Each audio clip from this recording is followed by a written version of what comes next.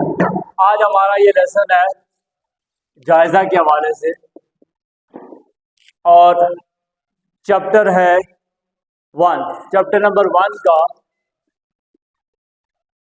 जायजा मश्क। हम जो जायजा ले रहे हैं ये चैप्टर नंबर 1 के अंदर जो है वो है, तो इसके अंदर देखते हैं हमारे पास ये आपने पहले से चीजें पढ़ी हुई, उन्हीं चीजों को रिपीट किया जा रहा है।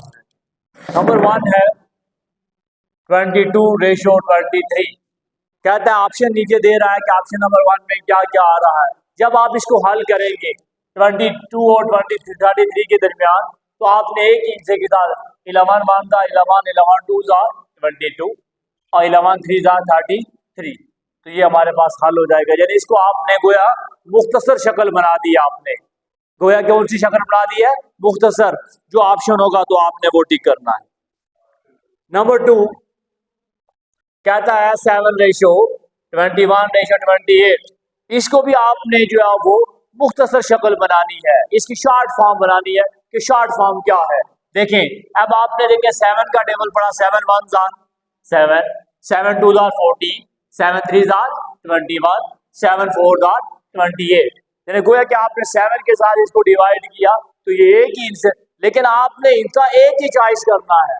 जब आपने किसी चीज को मुख्तसर बनाते हैं तो मुख्तसर बनाते हुए आपने एक ही इंसान तलाश करना। मिसाल के तौर पर जैसे मैंने अब यहाँ पे डिवाइड किया तो मैंने देखा 11 के साथ मैंने किया था, ये भी 11 के साथ हो रहा था, ये भी 11 के साथ, 11 1 11 2। इसी तरह देखिए यहाँ पर मैंने डिवाइड किया तो मैंने 7 के साथ किया, इसको भी 7 के साथ किया, इसको भी 7 के साथ, इसको भी 7 के साथ। ये नहीं कि आप इसको किसी और के साथ करें, इसको किसी और के साथ, इसको किसी और के साथ नहीं कर सकते। एक ही हिस्सा आपने लेना है जिसके साथ आपने डिवाइड करना है। मिसाल के तौर पर जब आप पैमाना लेते हैं, कोई चीज आप बना रहे होते हैं तो बनाते हुए आप एक ही चीज लेते हैं कि मिसाल के तौर पर जब आप कारपेंटर देखते हैं तो कारपेंटर किसी लकड़ी को जो है वो काट रहा होता है। अब आपने उसका साइज रख दिया, उसने साइज को सिलेक्ट कर दिया। अब साइज को जो दरमियान में से काट रहा है तो साइज को सिलेक्ट कर दिया तो वो एक ही साइज, देखिए एक ही साइज के साथ सारी जो लकड़ियां हैं वो निकल रही होती है। ये नहीं कि एक ये साइज ये अलग हो गया तो ये अलग हो गया, या अगर ये अलग हो जाता है ये अलग हो जाता है, गोया कि आपका सवाल, आपकी जो लकड़ियां होती है वो भी क्या होती है, गलत हो जाती है। इसी तरह ये सवाल भी आपका यही है, आम शक्ल बनाने के लिए अगर आपने 2 के साथ डिवाइड करना है तो सबको 2 के साथ करना है, 3 के साथ डिवाइड करना तो 3 को सबके साथ करना है, 4 के साथ डिवाइड करना 4 को सबके साथ, 5 के साथ डिवाइड करना तो 5 के साथ। जिस हिस्से के साथ भी आपने डिवाइड करना है तो सारे को जो है एक ही हिस्से के साथ आपने डिवाइड करना है। नंबर 3 7/9। क्या है 7/9। अब 7/9 देखिए अब ये कौन सी कसर है, शक्ल है, कसर में है। देखिए ये फ्रैक्शन की शक्ल में दे रहा है। अब ऑप्शन आपको दे रहा है रेशो की शक्ल में, तो आपने लिखा हुआ है 7 पहले आता है फिर रेशो 9, 7/9। नंबर 4 कहता है मिनट और घंटा। एक घंटा दिया गया और 3 मिनट दिए गए हैं। कितने किताब के ऊपर 30 मिनट दिए गए हैं। अब आपने देखिए 1 घंटे में कितने मिनट होते हैं, 60 मिनट होते हैं। 1 घंटे में कितने मिनट होते हैं, 60, तो आपने लिख लिया 60 इक्वल बराबर है 30 मिनट। यानी गोया कि आपने पहले इस घंटे को तब्दील कर दिया किसके अंदर, मिनट में। मैंने यही कहा था कि आपने दोनों यूनिटों को एक ही आपने करना है। देखिए एक ही हो गया, ये भी मिनट है ये भी मिनट है। देखिए ये 0 और ये 0 क्या हो गए, कैंसिल हो गए। आपके पास क्या रह गया 6 रेशो, यहाँ पर ये रेशो था यहाँ पे दरमियान, ये भी हम भी यहाँ पे ये लिखेंगे 6:3। देखिए अब ये यहाँ पर 6 को आप टेबल पढ़ेंगे, 3 1 3 3 2 6, तो हमारे पास क्या रहेगा 2:1, ऑप्शन नंबर सी।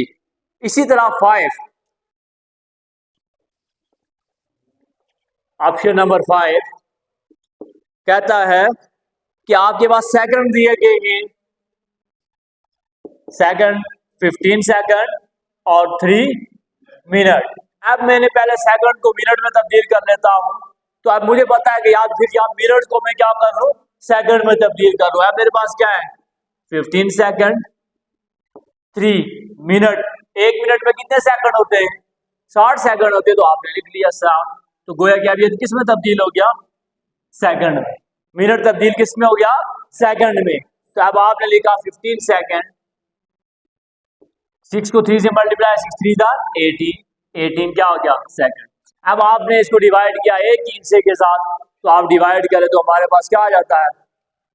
15 1 जार 15 और 15 1 जार 15, ये 3 इधर चला गया, 30 हो गया, 15 2 जार 30, तो 1:12।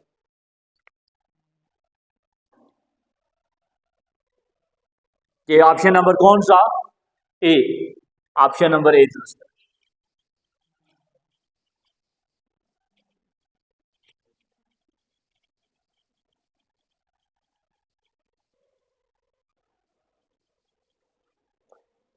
इसी तरह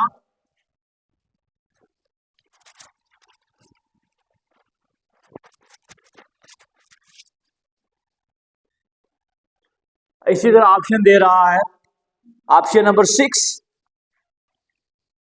1 किलोग्राम रेशो 700 ग्राम। क्या था हमारे पास? देखिए अब 1 किलोग्राम में कितने ग्राम होते हैं? कितने ग्राम होते हैं? 1 kg में, जिन्हें आपने पढ़ा हुआ 1 kg, 1 किलोग्राम। किलोग्राम में कितने ग्राम होते हैं? कितने ग्राम होते हैं? 1000 ग्राम होते हैं। कितने ग्राम होते हैं? 1000 ग्राम। या 1 kg, 1 किलोग्राम में 1000 ग्राम होते हैं। जैसे 1 किलोग्राम में 1000 ग्राम होते, तो आपको ये लिखा हो 1 किलोग्राम, तो आप 1 किलोग्राम की जगह पर क्या लिख लेंगे? 1000 ग्राम रेशियो 700 ग्राम। अब देखिए ये 2 जीरो, ये 2 जीरो क्या हो गए? कैंसिल हो गया। अब आपके पास क्या आ गया? 10:7।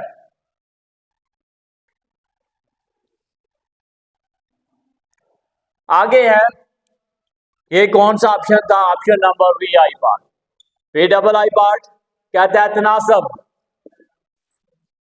ए ratio B C ratio D में आपने क्या बताना है? तरफेन बताना है। इंग्लिश में इसे कहते हैं, तरफेन को एक्सट्रीम कहते हैं। क्या होता है एक्सट्रीम? क्या आप ये बताएंगे इसमें तरफेन क्या है? तरफेन क्या है? ए और डी। क्या तरफेन ये होता है? तरफेन कहते हैं किनारे को, जो किनारे के ऊपर होता है, इसको कहा जाता है तरफेन, जिसे एक्सट्रीम कहते हैं। इंग्लिश में इसे एक्सट्रीम का माना ही होता है जो बाहर की जानिब होता है। और अगर यहाँ पे वो मीन होगा तो मीन का माना होगा दरमियान में। अब हमारे पास ए और डी, ए और डी, ए और डी जो है वो हमारे पास क्या ऑप्शन? ये तरफेन में ए और डी। आगे है ऑप्शन नंबर 8, कहता है तनासब बताएं ए रेशो, इसमें आपने वस्तेन बताना है। क्या बताना है?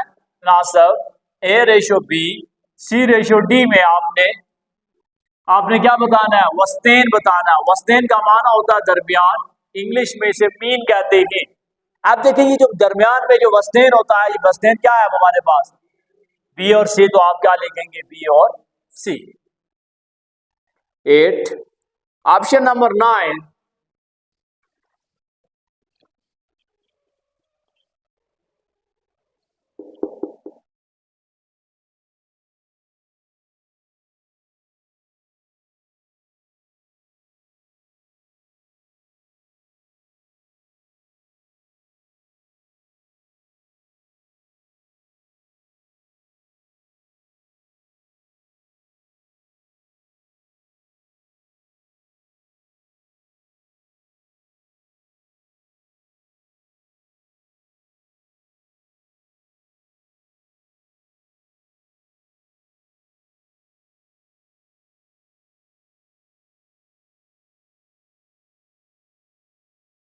जो बात बराबर है ना, इन दोनों को हमने क्या कर लिया? गठे लिख लिया। ये वाली जो किनारे वाली दीवारें थी, ये वाली और ये वाली किनारे वाली दीवार थी, तो हमने देखे इनको क्या कर दिया अलग, इनको गठे लिखा। ये वाली और वो वाली दीवार, ये और ये वाली दीवार। इसी तरह तनासब, क्वेश्चन नंबर 10, तनासब आपने को दिया गया 3:5 x/20, कहता है इसके आपने x की वैल्यू मालूम करें। किसकी वैल्यू मालूम करनी है? x की। तो अब आपने पढ़ा हुआ है हल करते हुए कि रेशियो कैसे हल करते? 3/5, तनासब की जगह पर इक्वल का निशान, x/20, यही पढ़ा हुआ है। अब देखिए, अब आप इसको इसके साथ मल्टीप्लाई करेंगे। 20 को देखें, अब रेशियो को हल किया तो 3/5, इस तनासब की जगह पर इक्वल का निशान। अब देखिए x रेशियो की जगह पर ओवर 20 उसी तरह। अब ये आपस में क्रॉस मल्टीप्लाई करें, 23 20 को 3 से मल्टीप्लाई करेंगे, 23 60, x को 5 से मल्टीप्लाई करेंगे इसको इसके साथ, तो हमारे पास क्या आ जाएगा? 5x। अब 60, ये 5 यहाँ पे मल्टीप्लाई हो रहा है, इधर आके क्या हो जाएगा? डिवाइड। हमने लिखा 5 बराबर है x, 5 1 5 और 5 1 यहाँ पर 5, यहाँ पे आ जाएगा 10, 5 2 10। तो गोया 12 की वैल्यू हमारे पास क्या आ जाएगी? x की वैल्यू 12 आनी।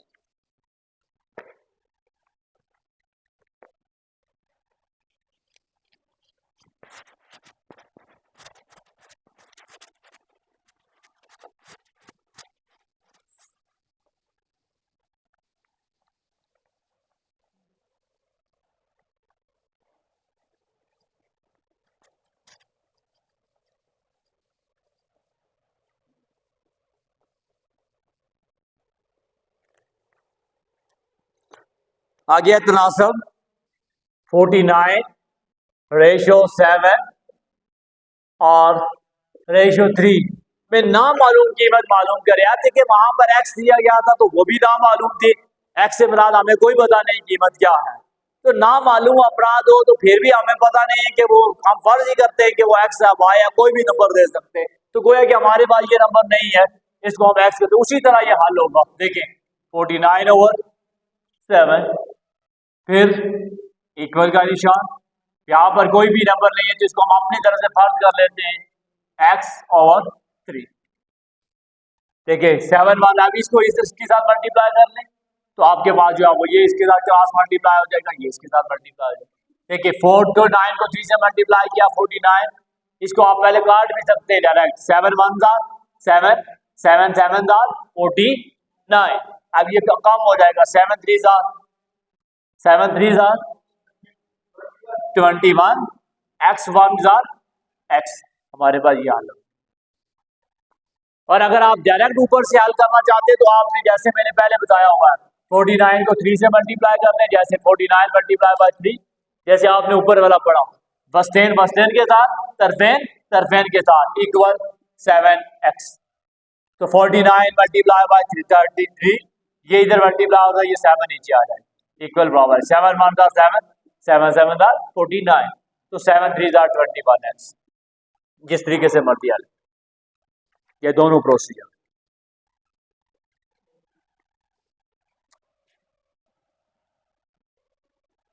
आगे है x/i, कहता है a-b/3:2a/7।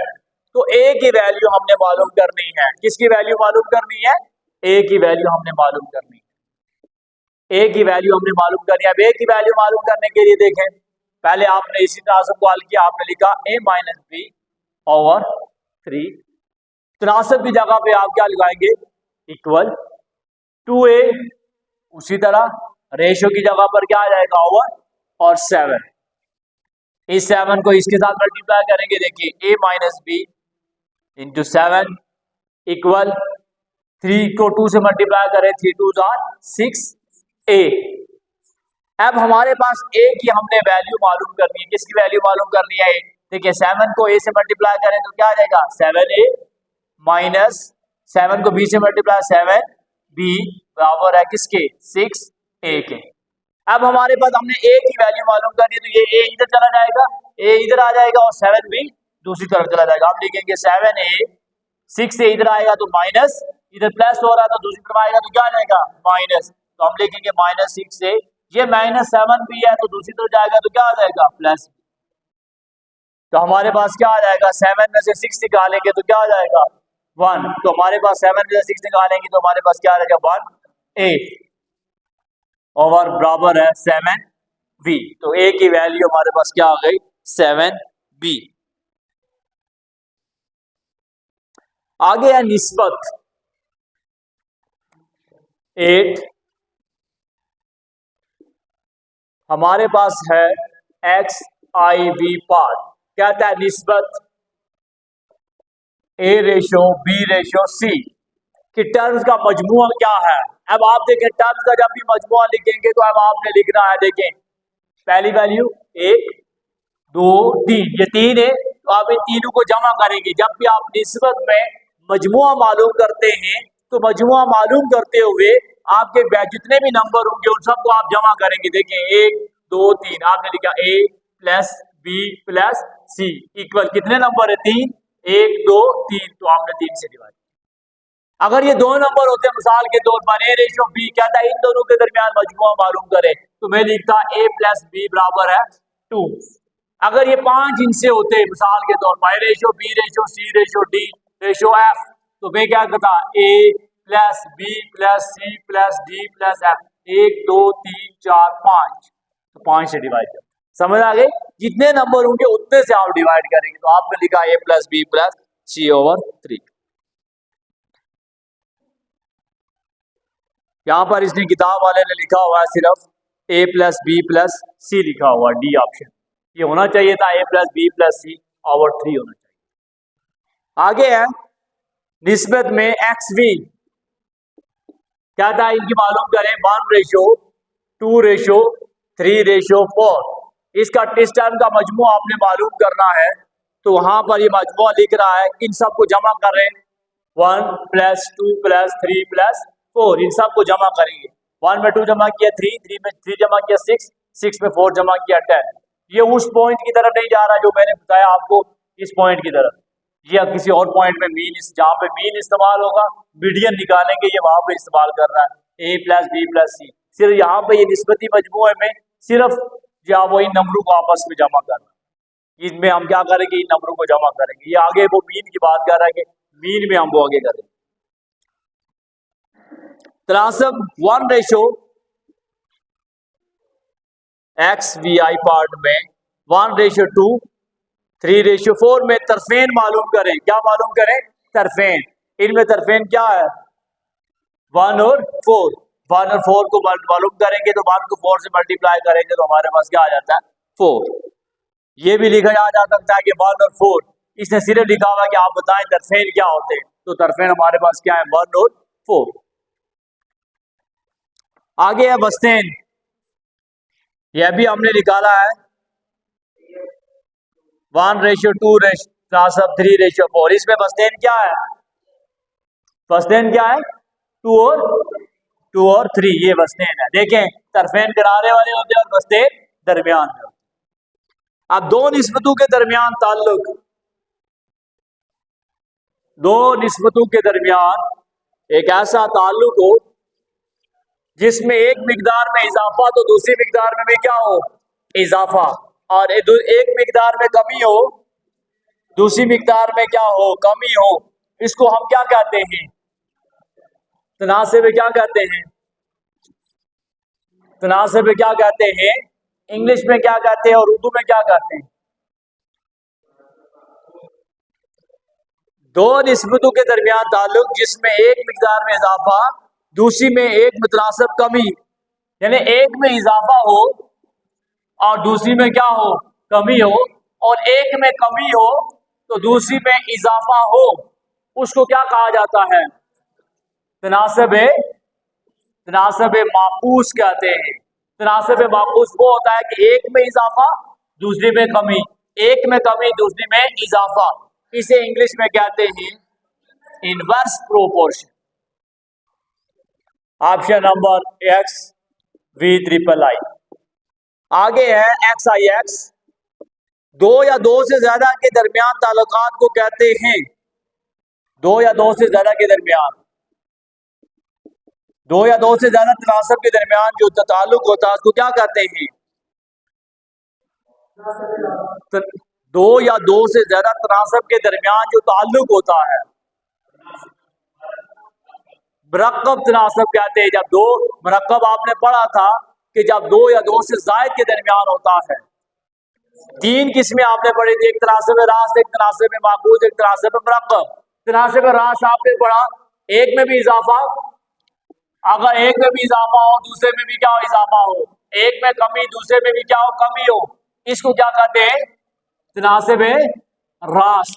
इंग्लिश में इसे क्या कहते हैं, डायरेक्ट प्रोपोर्शन कहते हैं कि अगर एक में भी इजाफा हो दूसरी में भी इजाफा, एक में कमी हो तो दूसरी में भी क्या हो, कमी हो, इसको तनासिब रास कहा जाता है। आगे 33%।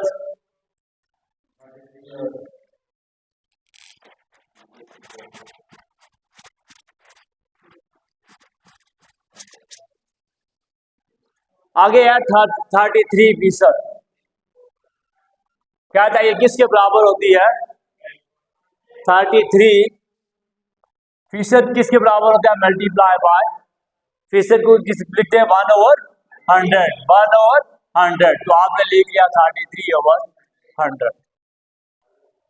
आ गया 47%, 47%। तो आपने 47 लिखा, 47%, तो 47% की जगह पर मल्टीप्लाई 1/100, तो हमारे पास क्या आ जाए, 47/100। आगे है 29%, 29% प्लस 19%। इन दोनों को उर्दू में परसेंट क्या है, फीसद कहते हैं, और इंग्लिश में परसेंट। आप इन दोनों को जमा करेंगे, देखें यूनिट एक जैसी है। इधर देखें, जब अलजेब्रिक एक्सप्रेशन आपने पढ़ा था कि यूनिट अगर एक जैसी हो तो फिर आप जमा कर सकते हैं। मिसाल के तौर पर आपने लिखा था 15a प्लस 16a, दोनों एक जैसी हैं यूनिट, तो आप जमा कर सकते हैं। अगर यहां पर होता b प्लस 16a हो तो आप इनको जमा नहीं कर सकते, क्योंकि ये डिफरेंट।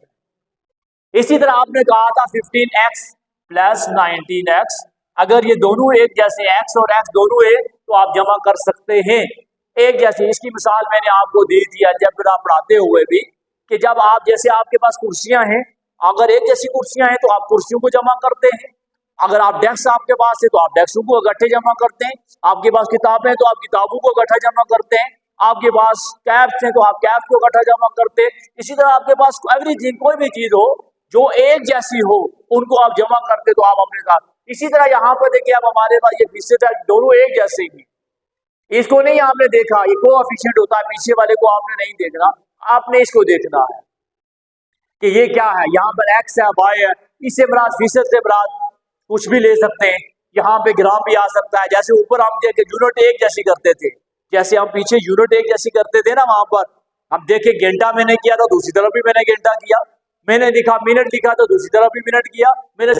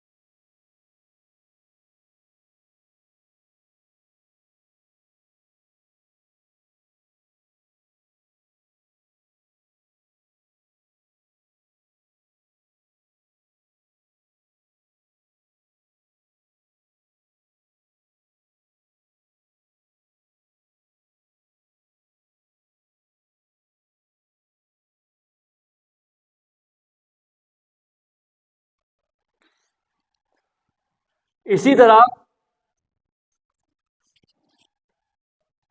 हमारे पास आगे ऑप्शन दे रहा है कि 12,000 का 20%, 12,000 का हमने निकालना है 25%, 12,000 का 25% निकालना है। कहता है हमारे पास क्या आता है। अब हम देखिए 12,000 लिखा, मल्टीप्लाई बाय 25%। जब हम ये लग लिखते हैं तो हमने क्योंकि 12,000 का 25% निकालना है कि यानी 12,000 का हमारे पास 25% क्या है। तो अब देखिए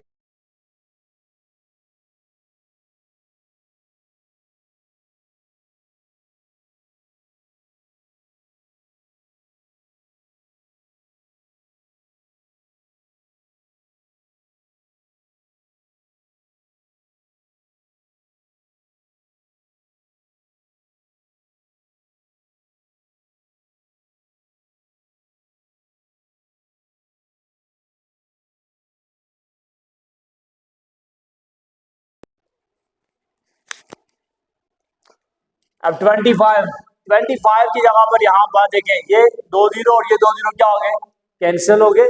अब हमारे पास 120 को मल्टीप्लाई करेंगे 25 के साथ, 5 जीरो जार।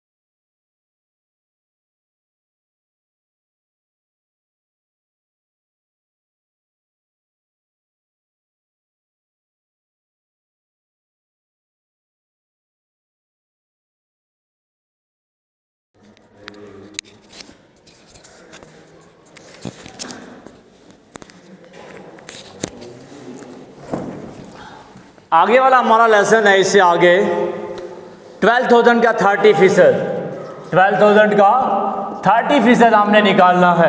12,000 का 30% हमारे पास क्या आ गया, 12,000 multiply by 30 multiply by percent की जगह पर क्या लिखेंगे 1/100। देखें ये जीरो और ये जीरो कैंसिल, ये जीरो और ये जीरो कैंसिल। 1200 को 3 से मल्टीप्लाई करेंगे, 1200 मल्टीप्लाई बाय 3, 3 जीरो जार 0, 3 जीरो जार 0, 3 टू जार 6, 3 1 जार 3, 3600।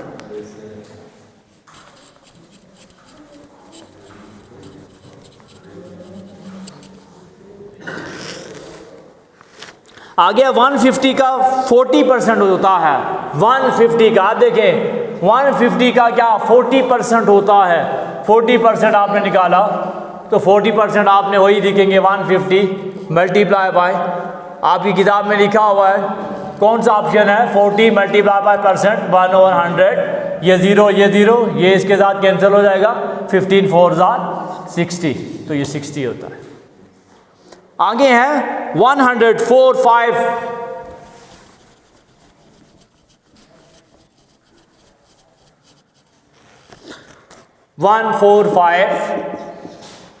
100 का 36% निकालें। क्या निकालें, 36% निकालना है। आप देखिए इसको इसी तरह मल्टीप्लाई किया, देखिए 15,000 मल्टीप्लाई बाय 36% किसके बराबर होता है 1/100। ये 2 जीरो क्या हो गए कैंसिल हो गए। 145 को हम मल्टीप्लाई करेंगे किसके साथ 36 के साथ, तो क्या जवाब आता है 145 को 36 के साथ मल्टीप्लाई करें क्या आ जाता है, कितना 5220। यानी इसको मल्टीप्लाई किया तो हमारे पास ये आ गया 75%। आगे क्या है 75%। देखें जब आपने लिखा 75%, इसको आपने हल किया 75 मल्टीप्लाई बाय 1/100, 75/100 डिवाइड करेंगे 75 को 100 के साथ, तो यहाँ पे पॉइंट लिखा 0, 100 का 7 तक पढ़ा तो 700, 50, यहाँ पे 0 लिखा तो 100 का टेबल 5 पढ़ा 0.75। और दूसरा ऑप्शन ये है, लास्ट सवाल है हमारा 95%। तो 95% बिल्कुल सेम इसी तरह हाल होता है, 95 मल्टीप्लाई बाय 1/100, इसको आप डिवाइड करेंगे तो आपके पास जवाब आ जाएगा। तो ये क्या आ जाएगा 0.95। तो ये इस तरह हमारा ये आज का लेसन एंड हुआ।